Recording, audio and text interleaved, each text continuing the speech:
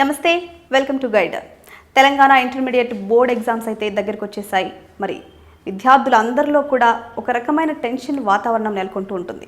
అందులోనూ మ్యాథమెటిక్స్ అంటే ఎక్కువగా భయపడిపోతూ ఉంటారు. అదేదో పెద్ద టఫ్ సబ్జెక్ట్ అయినట్లు చాలా టెన్షన్ పడిపోతూ ఉంటారు. వాళ్ళతో పాటు వాళ్ళ పేరెంట్స్ కూడా ఆందోళనకు గురవుతూ ఉంటారు. మరి ఈ ఎగ్జామ్స్ ఎలా రాయాలి, ఎలా ప్లాన్ చేసుకోవాలి, ఏ ఇంపార్టెంట్ క్వశ్చన్స్ ప్రిపేర్ అవ్వాలి, ఎగ్జామ్స్ ఎలా భయం లేకుండా అటెండ్ అవ్వాలి, ఇవన్నీ క్వశ్చన్స్ తోటి సతమతమవుతూ ఉంటారు. మరి ఇన్ని క్వశ్చన్స్కి, ఇన్ని డౌట్స్కి మనకి క్లియర్గా ఆన్సర్స్ చెప్పడానికి మనతో పాటు సీనియర్ మ్యాథమెటిక్స్ లెక్చరర్ దొరస్వామి గారు ఉన్నారు. వారితో మాట్లాడదాం. మన క్వశ్చన్స్ అన్నిటికీ కూడా సొల్యూషన్స్ తెచ్చుకుందాం. నమస్తే సార్. నమస్తే సార్, ఆల్రెడీ ఫస్ట్ ఇయర్ వాళ్ళు మ్యాథమెటిక్స్ ఎగ్జామ్ రాస్తుంటారు. మరి ఫస్ట్ ఇయర్ ఎగ్జామ్ ప్యాటర్న్కి సెకండ్ ఇయర్ ఎగ్జామ్ ప్యాటర్న్కి ఏమైనా డిఫరెన్సెస్ ఉన్నాయా? ఫస్ట్ 2A గురించి కానీ మనం మాట్లాడుకుంటే ఫస్ట్ ఇయర్కి సెకండ్ ఇయర్కి ఎటువంటి చేంజెస్ అయితే ఏం లేవు. క్వశ్చన్ పేపర్ ప్యాటర్న్లో సేమ్ 2 మార్క్స్ క్వశ్చన్స్ 10 ఇస్తారు, 10 రాయాలి. 4 మార్క్స్ క్వశ్చన్స్ 7 ఇస్తారు, 5 రాయాలి. 5 4 జా 20 మార్క్స్. నెక్స్ట్ 7 మార్క్స్ క్వశ్చన్స్ 7 ఇస్తారు, 5 రాయాలి. 5 7 జా 35 మార్క్స్. టోటల్ 97 మార్క్స్ మ్యాక్సిమం ఉంటుంది. క్వశ్చన్ పేపర్ వచ్చేసరికి 97కు ఉంటుంది. 97 మార్క్స్కు మ్యాక్సిమం మార్క్స్ 75 ఉంటుంది.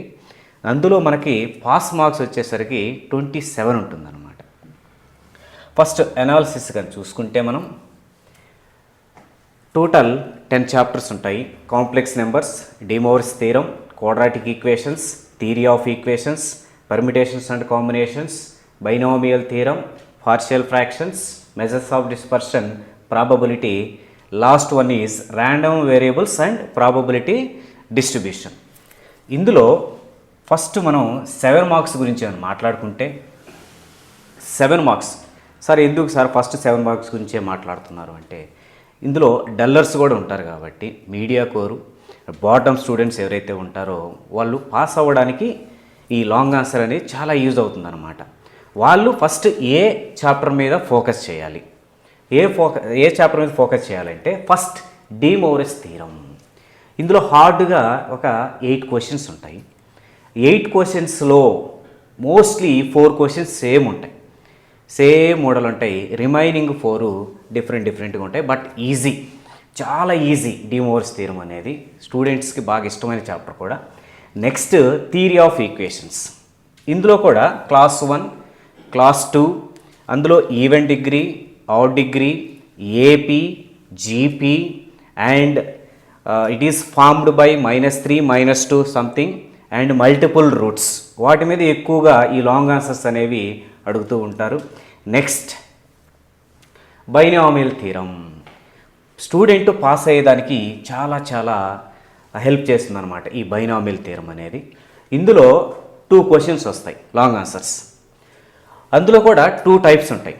First 1 - x whole power -p/q expansion మీద ఒక 7 or 8 క్వశ్చన్స్ ఉంటాయి. వాటిల్లో నుంచే ఎక్కువ అడుగుతూ ఉంటారనమాట.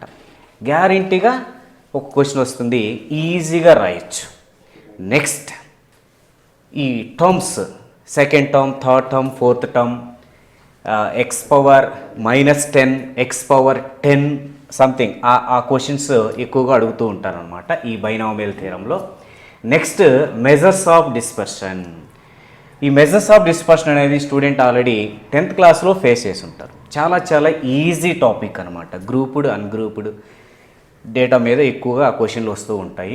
నెక్స్ట్ ప్రాబబిలిటీలో ఒక లాంగ్ ఆన్సర్ వస్తుంది. హార్డ్లీ ఒక 3 థీరమ్స్ ఉన్నాయి.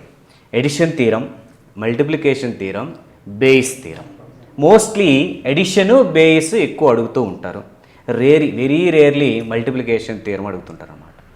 నెక్స్ట్ ప్రాబబిలిటీ, ఆ థీరమ్స్ మీద, బేస్ థీరం మీద అప్పుడప్పుడు క్వశ్చన్లు కూడా అడుగుతూ ఉంటారు. అది ప్రాబబిలిటీ గురించి. Next one of the most easiest chapter random variables and probability distribution.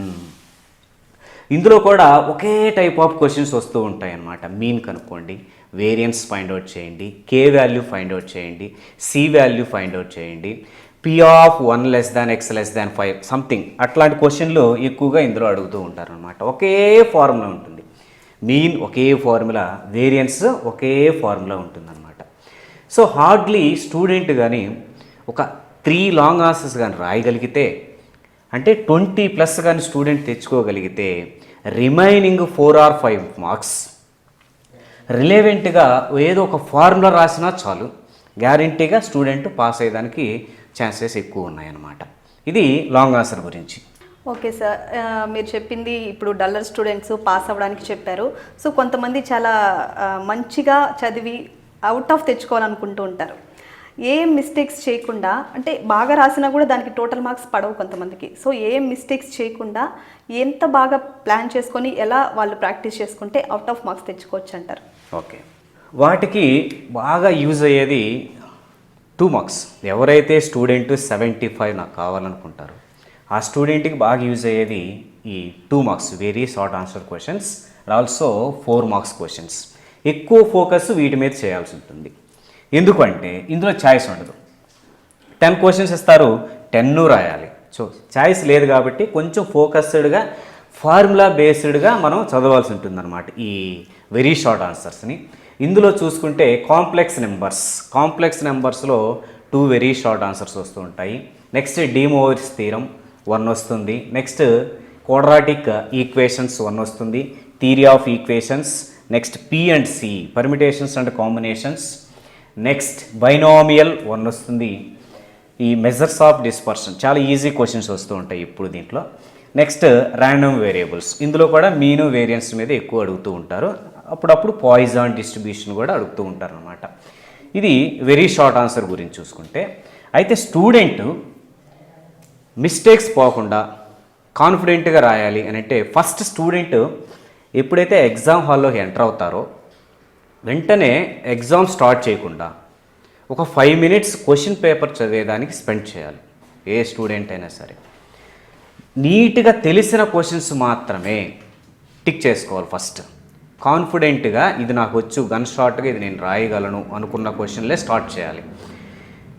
First impression is the best impression అంటారు కాబట్టి ఫస్ట్ మనకి తెలిసిన క్వశ్చన్లే స్టార్ట్ చేయాలన్నమాట. నెక్స్ట్ ఫార్ములా గుర్తొస్తేనే నేను ఇది రాయగలను అనుకున్న క్వశ్చన్లు సెకండ్ ఖచ్చితంగా గుర్తొస్తాయి. అట్లా ఏదో ప్లస్ మైనస్ ఎక్కువ కన్ఫ్యూజ్ అయ్యే స్టూడెంట్స్ ఇక్కడ ప్లస్ పెట్టాలన్నా మైనస్ పెట్టాలన్నా ఇక్కడ ఎక్కువ కన్ఫ్యూజ్ అవుతూ ఉంటారు. అట్లాంటి క్వశ్చన్స్ని బ్యాక్ సైడ్, అంటే ఈ బుక్లెట్ బ్యాక్ సైడ్ పెన్సిల్ తోటి జస్ట్ ఒక 5 minutes దానికి స్పెండ్ చేయండి, కంపల్సరీగా ఆన్సర్ వస్తుంది. అది తీసుకొని మళ్ళీ ఇక్కడ నార్మల్గా రాసేయచ్చు అనమాట. ఇట్లా ఓవర్కమ్ చేయొచ్చు, అక్కడ మిస్టేక్స్ పోకుండా ఓవర్కమ్ చేసుకోవచ్చు అనమాట. నెక్స్ట్ ఎస్ఏక్యూస్ కానీ చూస్తే కాంప్లెక్స్ నెంబర్స్ చాలా easy chapter. Complex numbers cis మీద ఎక్కువ వస్తుంటాయి. ఈ కాంప్లెక్స్ నెంబర్స్ డిమోర్స్ అంతా ఇంటర్ రిలేటెడ్. సిస్ మీద cos theta plus i sin theta వాటి మీద కాస్త ఎక్కువ క్వశ్చన్లు అడుగుతూ ఉంటారు. నెక్స్ట్ క్వాడ్రాటిక్ ఈక్వేషన్స్, ఇందులో ఒకే టైప్ ఆఫ్ క్వశ్చన్స్ ఉంటాయి. ఒక 8-9 క్వశ్చన్స్ ఉంటాయి, ఒకే type of if x is real, same type of questions. Discriminant greater than or equals to 0 తీసుకోవడం, అట్లాంటి క్వశ్చన్లు ఎక్కువ అడుగుతూ ఉంటారు. నెక్స్ట్ పి అండ్ సి, ఇందులో 2 ఎస్ఏక్యూస్ వస్తాయి అన్నమాట, పర్మిటేషన్స్ అండ్ కాంబినేషన్స్. ఇందులో ఎక్కువ వచ్చేది మనకి ర్యాంక్ సమ్స్ ఎక్కువ అడుగుతూ ఉంటారు. నెక్స్ట్ కమిటీ క్వశ్చన్స్ ఎక్కువ అడుగుతూ ఉంటారు, committee. Next cricket questions, next farming, ఒక 4 or 5 నెంబర్స్ ఇచ్చి ఎన్ని నెంబర్స్ ఫామ్ చేయొచ్చు, అట్లాంటివి రిపీటెడ్ నాన్ రిపీటెడ్ ఎక్కువ అడుగుతూ ఉంటారు అన్నమాట. నెక్స్ట్ ఈ పార్షియల్ ఫ్రాక్షన్స్ చాలా ఇంపార్టెంట్ అండ్ ఈజీ వన్. ఇది మనకి నెక్స్ట్ వేరే 2Bలో కూడా యూజ్ అవుతుంది అనమాట పార్షియల్ ఫ్రాక్షన్ అనేది. ప్లస్ కాంపిటేటివ్ ఎగ్జామ్స్లో కూడా ఈ పార్షియల్ ఫ్రాక్షన్ అనేది యూజ్ అవుతూ ఉంటుంది. బట్ మెయిన్స్కి అయితే ఈ చాప్టర్ ఉండదు, ఎంసెట్లో ఉంటుంది. బట్ దీని మీద వచ్చే ఆ టాపిక్ అనేది చాలా ఇంపార్టెంట్ అనమాట. ఇందులో హార్డ్లీ మనకి ఒక 5 మెథడ్స్ ఉంటాయి. ప్రాపర్ ఫ్రాక్షన్, ఇంప్రాపర్ ఫ్రాక్షన్, వాటి మీద ఎక్కువ అడుగుతూ ఉంటారనమాట. ఫస్ట్ మనం స్టూడెంట్ ప్రాపర్ ఫ్రాక్షనా ఇది ఇంప్రాపర్ ఫ్రాక్షనా అనేది ఐడెంటిఫై చేయాలి. ఇందులో రెడ్యూసిబులా ఇర్రెడ్యూసిబులా, రిపీటెడా నాన్ రిపీటెడా, ఇవన్నీ ఈ పార్షియల్ ఫ్రాక్షన్స్లో స్టూడెంట్ కానీ అబ్జర్వ్ చేస్తే ఈజీగా ఒక 4 మార్క్స్ అనేది తెచ్చుకోవచ్చు అనమాట. నెక్స్ట్ ఈ ప్రాబబిలిటీ, ఇందులో 2 ఎస్ఏక్యూస్ వస్తాయి ఈ ప్రాబబిలిటీలో. Next that's it. ఇది ఎస్ఏక్యూస్ గురించి. ఓకే సార్, థియరీ క్వశ్చన్స్ ఉంటాయి. ఖచ్చితంగా ఒక థియరీ క్వశ్చన్ అయితే క్వశ్చన్ పేపర్లో ఇస్తూ ఉంటారు. ఆ థియరీ క్వశ్చన్స్ ఏది బాగా నేర్చుకుంటే బెటర్ అంటారు? అండ్ థియరీ క్వశ్చన్స్లో అవుట్ ఆఫ్ మార్క్స్ తెచ్చుకోవడం కూడా కొంచెం కష్టంగా ఉంటుంది. దాని ట్రిక్స్ ఏంటి? ఓకే, థియరీ క్వశ్చన్స్ 2Aలో అంటూ ఏమి ఉండవు. 2Bలో థియరీ అంటే క్వశ్చన్ థియరీ ఉంటుంది, దాన్ని ప్రాబ్లమాటిక్గా మార్చాలన్నమాట. అది ఎక్కువగా 2Bలో స్టూడెంట్స్ ఫేస్ చేస్తూ ఉంటారు ఆ ప్రాబ్లం అనేది. ఈ 2Aలో అయితే అంతకేం ఉండదు థియరీ క్వశ్చన్స్. బట్ ఈ ప్రాబబిలిటీ P&Cలో ఎక్కువ థియరీ రాయాల్సి ఉంటుందన్నమాట. అంటే వాళ్ళు ఇచ్చిన క్వశ్చన్కి డైరెక్ట్గా చాలామంది జస్ట్ నెంబర్స్ వేసేయడం అట్లాంటి పనులు చేస్తూ ఉంటారు. అట్లాంటి చేయకూడదు. థియరీ కూడా కొంత రాయాలన్నమాట. అంటే సపోజ్ ర్యాంక్ సమ్ ఉంది. Rank some number of votes formed by A, number of votes formed by something another letter, అట్లా రాయాలి. అట్లా లేకుండా జస్ట్ డాటెడ్ పెట్టి జస్ట్ ఏ పెట్టి అట్లా రాసేస్తున్నారు. అట్లా కాదు, థియరీ కొంచెం రాయాల్సి ఉంటుందన్నమాట. ఓకే సార్, ఫార్ములాస్ గుర్తుపెట్టుకోవడం చాలా కష్టం పిల్లలకి. సో ఎలా గుర్తుపెట్టుకోవాలంటారు? వాళ్ళు ఎలాంటి ట్రిక్స్ ఫాలో అయితే ఫార్ములాస్ బాగా గుర్తుకుంటాయంటారు? ఓకే, చాలామంది స్టూడెంట్స్ ఈ ఫార్ములా దగ్గరే మిస్టేక్ చేస్తూ ఉంటారనమాట. ఫార్ములాని ఎలా ఓవర్కమ్ చేయాలంటే పెన్ను పెట్టి రాయాల్సిందే. ఇది మ్యాథమెటిక్స్, నేను చదువుతాను అంటే కుదరదనమాట. కంపల్సరీగా పెన్ను పెట్టి రాయాల్సిందే. పెన్ను పెట్టి ఎప్పుడైతే రాస్తామో అప్పుడే మనకి ఆ ఫార్ములా అనేది మైండ్లో గుర్తుండిపోతుంది. అప్పుడప్పుడు మెమరైజ్ చేసుకోవాలి ఈ ఫార్ములాని, అప్పుడే వాళ్ళకి స్టూడెంట్కి గుర్తుంటుంది. దాంతోపాటు ఒక సమ్లో మనం ఎలా అప్లై చేస్తున్నాము, ఈ ఫార్ములానే ఎందుకు అప్లై చేస్తున్నాము అనేది ప్రాబ్లం సాల్వ్ చేసేటప్పుడు కొంచెం జాగ్రత్తగా చూడాలన్నమాట. ఏదైనా ప్రాబ్లం ఉన్నా కానీ కన్సర్న్ లెక్చరర్ని అడగాలన్నమాట. ఓకే సార్, అంటే ఆల్రెడీ వీళ్ళు ఇయర్ మొత్తం కూడా చదువుంటారు, కాకపోతే ఎగ్జామ్స్ ముందు మళ్ళీ మొత్తం రివైండ్ చేసుకోవాలి. సో ఎంత టైం ముందు నుంచి వాళ్ళు అది చేస్తే బెటర్ అంటారు?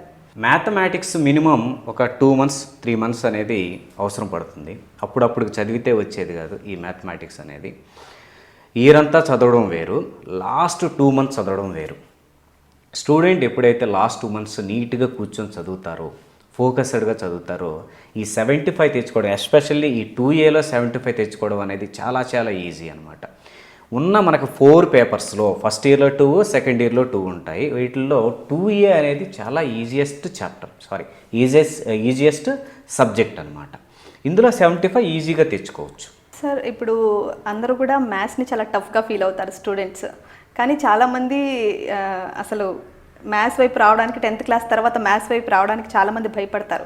కొంతమంది ధైర్యం చేసి ముందుకు వస్తారు, కొంతమంది ఇష్టంతో ముందుకు వస్తారు. సో ఈ భయంతో ఉండే పిల్లలకి మీరు ఎలాంటి మోటివేషన్ ఇస్తారు? మ్యాథమెటిక్స్ ఒక ఉపయోగం గురించి మీరు ఏం చెప్తారు? మ్యాథమెటిక్స్ వాల్యూ అనేది స్టూడెంట్కి తెలిస్తే దీన్ని ఇష్టపడడం స్టార్ట్ చేస్తారు. సపోజ్ ఫర్ ఎగ్జాంపుల్ ఫస్ట్ ఇయర్లో డిఫరెన్షియేషన్ ఉంది, మనకి రియల్ లైఫ్లో అది ఎక్కడ యూజ్ అవుతుంది? ప్లస్ లిమిట్స్ ఉన్నాయి, అవి ఎక్కడ యూజ్ అవుతాయి? స్ట్రైట్ లైన్స్ ఉన్నాయి, అవి ఎక్కడ యూజ్ అవుతాయి? మ్యాట్రిసెస్ ఉన్నాయి, అవి ఎక్కడ యూజ్ అవుతాయి? Trigonometry, main trigonometry. ఈ చాప్టర్స్ మన రియల్ లైఫ్లో ఎక్కడ యూజ్ అవుతాయో ఎప్పుడైతే స్టూడెంట్ తెలుసుకుంటారో అప్పుడు ఆ మ్యాథ్స్ మీద ఇంట్రెస్ట్ అనేది కలుగుతుందన్నమాట. లెక్చరర్స్ కూడా కంపల్సరీగా స్టూడెంట్స్కి ఈ చాప్టర్ స్టార్ట్ చేసేటప్పుడు ఈ చాప్టర్ యూజ్ ఏంటి అనేది చెప్పాలి స్టూడెంట్స్కి. అప్పుడే కొంచెం ఇంట్రెస్ట్ వింటారు స్టూడెంట్స్ కూడా. సో ఇప్పటి వరకు 2A గురించి క్లియర్గా చెప్పారు. So what about 2B? అంటే 2B అంటే పిల్లలంతా కూడా చాలా టఫ్ అని ఫీల్ అవుతుంటారు. నిజంగానే అంత టఫ్ అది? కంపారివ్లీ 4 పేపర్స్ 2B అనేది కొంచెం స్టూడెంట్ హార్డ్గా ఫీల్ అవుతూ ఉంటారు.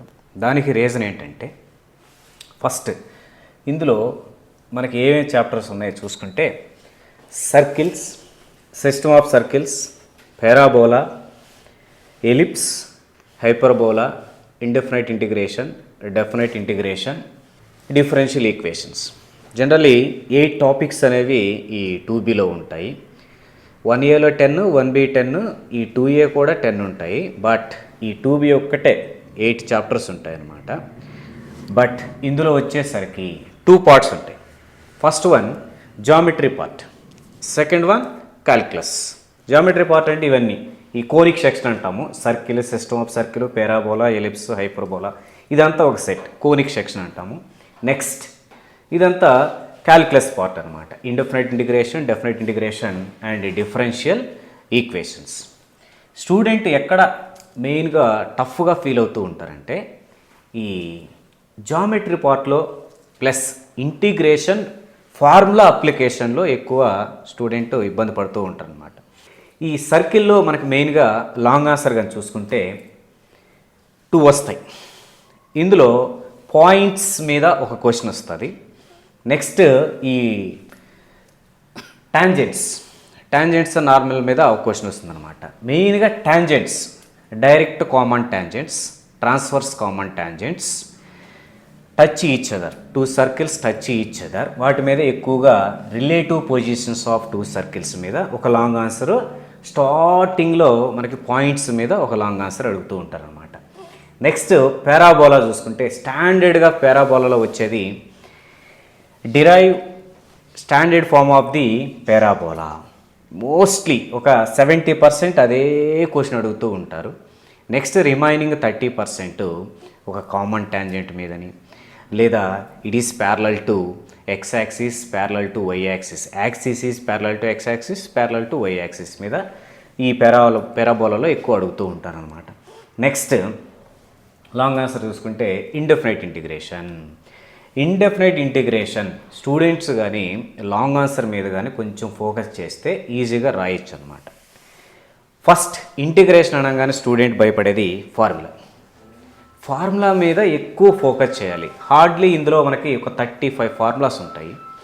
ఈ 35 ఫార్ములాస్ కానీ నీట్గా నేర్చుకోగలిగితే ఫస్ట్ ఇయర్ ఎక్కడైతే డిఫరెన్షియేషన్ ఫార్ములా నేర్చుకుని ఉంటారు స్టూడెంట్, ఈ ఇంటిగ్రేషన్ చాలా ఈజీ అవుతుందన్నమాట. అంటే ఈ డిఫరెన్షియేషన్ యాంటీ డెరివేటివే ఈ ఇంటిగ్రేషన్ అనమాట.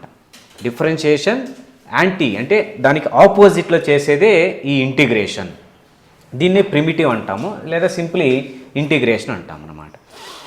ఇందులో ఈ ఫార్ములా ఎలా గుర్తుపెట్టుకోవాలి సార్ అంటే, ఫస్ట్ డిఫరెన్షియేషన్ ఫార్ములా స్టూడెంట్ నీట్గా తెలుసుకుని ఉండాలి. అందులో ఒక 20 ఫార్ములాస్ ఉంటాయి డిఫరెన్షియేషన్లో, హార్డ్లీ ఇంకా ఉన్నాయి, బట్ 20 ఎనఫ్ అనమాట. ఆ 20 ఫార్ములా నుంచి ఈ ఇంటిగ్రేషన్ ఫార్ములా కన్వర్షన్ నేర్చుకోవాలి స్టూడెంట్. అప్పుడే ఇంటిగ్రేషన్ ఫార్ములా మర్చిపోకుండా ఉంటారు. డైరెక్ట్గా బై హార్ట్ చేస్తే మర్చిపోతారు. ఫస్ట్ ఇయర్ నుంచి రావాలి, ఫౌండేషన్ ఫస్ట్ ఇయర్లో పడాలి, ఫస్ట్ ఇయర్ నుంచి సెకండ్ ఇయర్కి రావాలన్నమాట. అప్పుడే ఈ ఇంటిగ్రేషన్ ఫార్ములా అనేది గుర్తుంటుంది.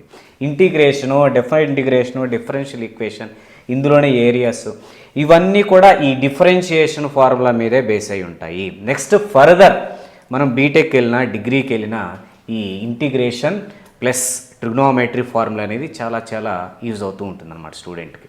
సో కంపల్సరీగా ఫోకస్ పెట్టాలి ఫార్ములా మీద. Next definite integration long answer కానీ చూసుకుంటే వీటిలో మెయిన్గా కింగ్స్ రూల్ అని ఒకటి ఉంటుంది. ఆ కింగ్స్ రూల్ మీద ఎక్కువ అడుగుతూ ఉంటారు. అది మిస్ అయితే ఏరియాస్ మీద అడుగుతూ ఉంటారు అనమాట. నెక్స్ట్ డిఫరెన్షియల్ ఈక్వేషన్, ఇందులో కూడా ఒక 4 మెథడ్స్ ఉంటాయి. VS method, variables separable method అని, నెక్స్ట్ హోమోజీనియస్ మెథడ్ అని, నాన్ హోమోజీనియస్ అని, next last very very most important one LDE, linear differential equation అని వాటి మీద ఎక్కువ అడుగుతుంటారు. దీని ఫర్దర్ కంటిన్యూషనే మనకి హయ్యర్ క్లాసుల్లో వస్తుందన్నమాట. సో దీని మీద స్టూడెంట్ కొంచెం ఫోకస్ చేయాల్సిన చాప్టర్ ఇది లాంగ్ ఆన్సర్ గురించి. ఓకే సార్, ఇందాక మీరు ఫార్ములా అని చెప్పారు, 35 ఫార్ములాస్ ఖచ్చితంగా గుర్తుపెట్టుకుంటే అన్నీ మేనేజ్ చేయొచ్చు అని. సో అవి గుర్తుపెట్టుకోవడానికి ఏమైనా చిన్న చిన్న లింక్స్ చెప్తారా సార్? ఆల్రెడీ మనం దీని గురించి డిస్కస్ చేసాము. ఫార్ములా ఎలా గుర్తుపెట్టుకోవాలి, స్టూడెంట్ కంపల్సరీగా రాయాలి. పెన్ను పేపర్ తీసుకొని స్టూడెంట్ ఎప్పుడైతే రాస్తారో అప్పుడే ఫార్ములా అనేది మనకు గుర్తుంటుంది. జస్ట్ చదివితే గుర్తుండవండి. ప్లస్ ఈ మ్యాథమెటిక్స్లో స్టూడెంట్ సపరేట్గా ఒక స్లాట్ అనేది పెట్టుకోవాలి. ఒక డేలో ఈ స్లాట్లో నేను ఫార్ములా చదవాలి. ఎస్పెషల్లీ మార్నింగ్ పొద్దున్నే లేసామంటే కొంచెం ఫ్రెష్ మైండ్ ఉంటుంది కాబట్టి పొద్దున్నే కానీ ఈ ఫార్ములాస్ కానీ ఎప్పుడైతే ప్రాక్టీస్ చేస్తారో ఈజీగా గుర్తుండేదానికి ఎక్కువ ఛాన్సెస్ ఉన్నాయన్నమాట. అంటే ఎక్కువ రోజులు గుర్తుంటాయి, మర్చిపోకుండా ఉంటారు. స్టూడెంట్కి ఉన్న ప్రాబ్లం అదే, ఫార్ములా నేర్చుకుంటారు, అప్లై చేస్తారు, మర్చిపోతారు. అట్లా కాకుండా జస్ట్ మనం ఎప్పుడైతే ప్రాక్టీస్ చేస్తామో ఫ్రెష్ మైండ్ తోటి అప్పుడు కొంచెం ఎక్కువ కాలం గుర్తుంటుంది అనమాట ఈ ఫార్ములా అనేది. షార్ట్ ఆన్సర్స్, మళ్ళీ వెరీ షార్ట్ ఆన్సర్స్ ఉన్నాయి కదా సార్, వాటి గురించి స్టూడెంట్స్కి ఒకసారి చెప్తారా? ఓకే, వీటిలో కూడా ఎక్కువగా మనకి స్టూడెంట్ ఫోకస్ చేయాల్సింది very short answers. 2A same 2A లాగే 2B కూడా ఎక్కువగా వెరీ షార్ట్ ఆన్సర్ల మీద ఫోకస్ చేయాల్సి ఉంటుందన్నమాట. కాకపోతే ఈ circles, system of circles, parabola, hyperbola 2 marks కొంచెం జాగ్రత్తగా చేయాల్సి ఉంటుంది. ఈ హైపర్బోలా అయితే నో ప్రాబ్లం, స్టాండర్డ్గా ఒక 10 క్వశ్చన్స్ ఉంటాయి, వాటిలో నుంచి ఎక్కువ అడుగుతూ ఉంటారు. ఈ పారాబోలా కూడా సేమ్ ఒక 10 క్వశ్చన్స్ ఉంటాయి, వాటిల్లోని స్టాండర్డ్గా అవే క్వశ్చన్స్ ఉంటాయి అన్నమాట. System of circle also same ఒక 12 క్వశ్చన్స్ ఉంటాయి, అందులో నుంచి సేమ్ అడుగుతూ ఉంటారు. బట్ ఈ సర్కిల్ వచ్చేసరికి సర్కిల్లో నెంబర్ ఆఫ్ క్వశ్చన్స్ ఎక్కువ అనమాట. ఇందులో మనం నీట్గా నేర్చుకోవాల్సింది ఒకటి symmetric form, next formation of a circle, next parametric form. ఈ వీటిని ఎక్కువ కాస్త స్టూడెంట్ ఫోకస్ చేయాల్సి ఉంటుంది. కాకపోతే ఈ సర్కిల్లో థియరీ క్వశ్చన్స్ ఎక్కువ అడుగుతూ ఉంటారనమాట. థియరీ నుంచి మ్యాథమెటికల్గా కన్వర్ట్ చేయాలి అంటే ఒక క్వశ్చన్ని నెంబర్ ఆఫ్ టైమ్స్ చూడాలి స్టూడెంట్, నెంబర్ ఆఫ్ టైమ్స్ చదవాలి, అప్పుడే ఈ సర్కిల్ అనేది మనం ఓవర్కమ్ చేయొచ్చు.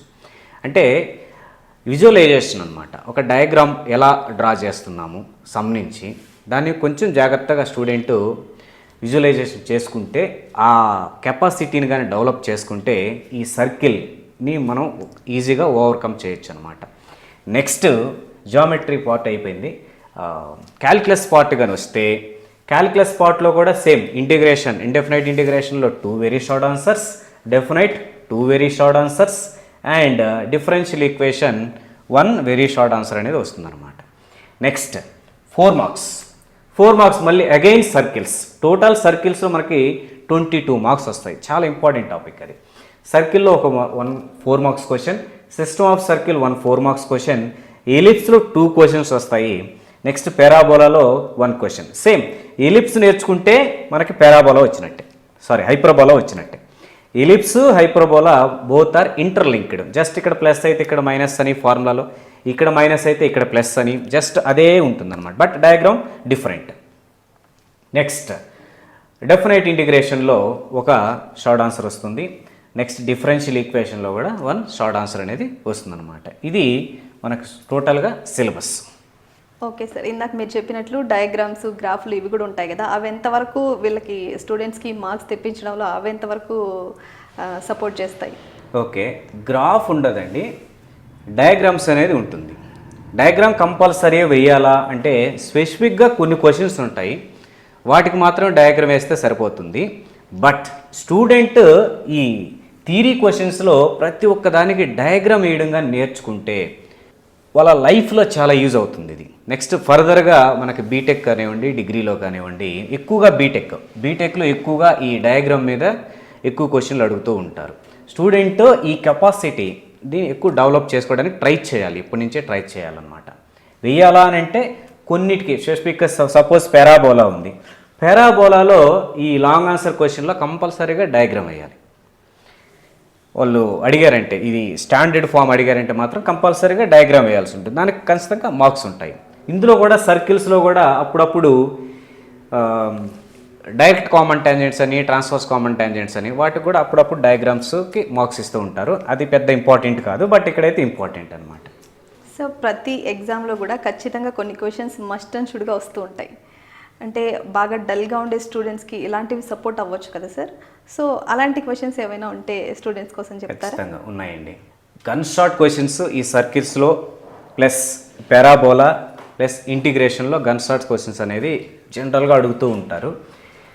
ఈ సర్కిల్లో పాయింట్స్ మీద కానీ మనం చూసుకుంటే జస్ట్ ఆ సర్కిల్ ఈక్వేషన్ రాసి ఆ 3 పాయింట్స్ కానీ సబ్స్టిట్యూట్ చేశారంటే కంపల్సరీగా ఒక 4 మార్క్స్ అనేది వస్తాయి అన్నమాట స్టూడెంట్కి. ఆన్సర్ వస్తే హ్యాపీ, 7 మార్క్స్ పడిపోతాయి. బట్ డల్ స్టూడెంట్ ఎవరైతే ఉంటారో జస్ట్ ఆ ఈక్వేషన్లో వచ్చిన 3 పాయింట్స్ సబ్స్టిట్యూట్ చేసిన 4 మార్క్స్ వస్తాయి. నెక్స్ట్ ఈ parabola diagram compulsory. Next equations, parabola equations, it is parallel to X axis, parallel to Y axis. ఇలా ఉన్నప్పుడు ఈక్వేషన్ ఎలా ఫామ్ అవుతుందో నేర్చుకోవాలి స్టూడెంట్, అప్పుడు ఈ పారాబోలా అనేది ఈజీ అవుతుంది అనమాట. నెక్స్ట్ ఇంటిగ్రేషన్, ఇది పాస్ అయ్యేదానికి ఎక్కువగా స్టూడెంట్కి హెల్ప్ అవుతుంది ఇండెఫినెట్ ఇంటిగ్రేషన్ అనేది. ఇందులో 2 లాంగ్ ఆన్సర్స్ వస్తాయని మాట్లాడుకున్నాం కదా. ఇందులో ఫస్ట్ వచ్చేసరికి ఒక 5 మెథడ్స్ ఉంటాయి. 5 మెథడ్స్లో ర్యాండమ్గా అవే క్వశ్చన్స్ అడుగుతూ ఉంటారు. ఎప్పుడన్నా ఒకసారి పేపర్ హార్డ్ పడినప్పుడు పక్కకి వెళ్ళిపోవచ్చు, బట్ అవే క్వశ్చన్లు అడుగుతూ ఉంటారు అన్నమాట. సెకండ్ టైప్లో రిడక్షన్ ఫార్ములాని ఒక 4 or 5 క్వశ్చన్స్ ఉన్నాయి. హార్డ్లీ 6 ఉన్నాయి, బట్ వాటిల్లో ఒక 4 క్వశ్చన్స్ బాగా ఇంపార్టెంట్, రిపీటెడ్గా అవే అడుగుతూ ఉంటారు. Hardly first sine, next tan, next cot, next secant, next cos and last one is cosecant. ఇది ఇంపార్టెంట్ వైజ్గా మనం చూసుకుంటే ఫస్ట్ 4 ఎక్కువ ఇంపార్టెంట్ అనమాట, అవే అడుగుతూ ఉంటారు రిడక్షన్ ఫార్ములాలో. నెక్స్ట్ డెఫినెట్ ఇంటిగ్రేషన్, ఇందాక మనం మాట్లాడుకున్నట్లు ఇందులో కింగ్స్ ఫార్ములా మీద ఎక్కువ అడుగుతూ ఉంటారు. నెక్స్ట్ డిఫరెన్షియల్ ఈక్వేషన్ ఎల్డీ మీద ఎక్కువ అడుగుతూ ఉంటారు. ఎల్డీ ఒకటి, హోమోజీనియస్ ఒకటి, వీటి మీద ఎక్కువ అడుగుతూ ఉంటారు అనమాట. వీటిల్లో స్టూడెంట్ కానీ ఒక 3 లాంగ్ ఆన్సర్స్ నీట్గా రాయగలిగితే చాలండి, కంపల్సరీగా పాస్ అయిపోతారు. నెక్స్ట్ ఒక 4-5 మార్క్స్ రిలవెంట్గా ఏదో ఒక ఫార్ములా రాసిన, అంటే రిలవెంట్గా ఉండాలి ఆ ఫార్ములా రాసినా కానీ పాస్ అయిపోతారు. పాస్ అయ్యేదానికి పెద్దగా కష్టపడాల్సిన అవసరం లేదు. సార్, ఎగ్జామ్ పేపర్లో ప్రెజెంటింగ్ ఆ విధానం ఏదైతే ఉందో అది చాలా ఇంపార్టెంట్ అంటారు. అది నిజంగానే ఇంపార్టెంట్. మ్యాథమెటిక్స్ విషయంలో అంటే వేరే సబ్జెక్ట్స్లో హ్యాండ్ రైటింగ్ మార్క్స్ తేవడానికి కొంచెం యూజ్ అవుతుంది అంటారు, బట్ మ్యాథమెటిక్స్ విషయంలో కూడా ప్రెజెంటింగ్ అనేది ఇంపార్టెంటేనా? అది ఎలా చేస్తే బాగుంటుంది అంటారు? ఓకే, చాలా మంచి క్వశ్చన్ అండి. చాలామంది స్టూడెంట్స్లో ఉన్న డౌట్ కూడా ఇదే. ఇంగ్లీష్, ఈ సాంస్క్రిట్, ఈ ఫిజిక్స్, కెమిస్ట్రీ లేదా కామర్స్, ఎకనామిక్స్, వీటిల్లో ప్రజెంటేషన్కి కొంచెం ఇంపార్టెన్స్ ఉంది. బట్ మ్యాథమెటిక్స్లో లేదా సార్ అంటే ఉంది, బట్ వాటంత ఉండదు అనమాట. అంటే రైటింగ్, నాది రైటింగ్ బాగుండదు సార్, నాకు మార్క్స్ తగ్గిపోతాయా అంటే లేదండి. మ్యాథమెటిక్స్లో అలాంటి ఛాన్సే లేదు. మనం ఎప్పుడైతే మ్యాథ్స్ నీట్గా సమ్ము స్టెప్ బై స్టెప్ వైజ్ రాస్తామో కంపల్సరీగా 7 మార్క్స్ వేయాల్సిందే. 7 మార్క్స్ అయితే 4 మార్క్స్ అయితే 4 మార్క్స్, 2 మార్క్స్ అయితే 2 మార్క్స్ వేయాల్సిందే. ఇందులో ప్రజెంటేషన్ ఎలా రాస్తున్నాం అనేది ఇంపార్టెంట్, కానీ రైటింగ్, నాది రైటింగ్ బాగుండదు సార్ అట్లాంటివి ఏమి ఉండవండి. దీంట్లో మార్క్స్ తగ్గించడాలు అట్లాంటివి ఏమి ఉండవు. బట్ ప్రజెంటేషన్కి అయితే ఇంపార్టెంట్ ఉంటుంది. అంటే ఎక్కువగా కొట్టివేతలు లేకుండా, స్ట్రైక్అవుట్స్ లేకుండా రాయాలి, వాటికైతే ఇంపార్టెంట్ ఉంటుంది. Okay sir, thank you so much. Students అందరికీ కూడా 2A 2B గురించినవి అండ్ ఎగ్జామ్స్ గురించిన అన్ని క్వశ్చన్స్కి మీరు చాలా చక్కగా క్లియరెన్స్ ఇచ్చారు. Thank you so much sir. నమస్తే. సో చూశారు కదా, మ్యాథమెటిక్స్ సీనియర్ లెక్చరర్ దొరస్వామి గారు చెప్పిన విధంగా మ్యాథమెటిక్స్ ఎప్పుడు కూడా చదవకూడదు, ప్రాక్టీస్ చేయాలి. ప్రాక్టీస్ మేక్స్ మ్యాథ్స్ పర్ఫెక్ట్ లాగా మ్యాథమెటిక్స్ కూడా మీకు పర్ఫెక్ట్గా వచ్చేస్తుందన్నమాట. సో ఇది ఇవాల్టి గైడ్ ప్రోగ్రామ్. మరో ప్రోగ్రాంలో మళ్ళీ కలుద్దాం. అప్పటి వరకు సెలవు.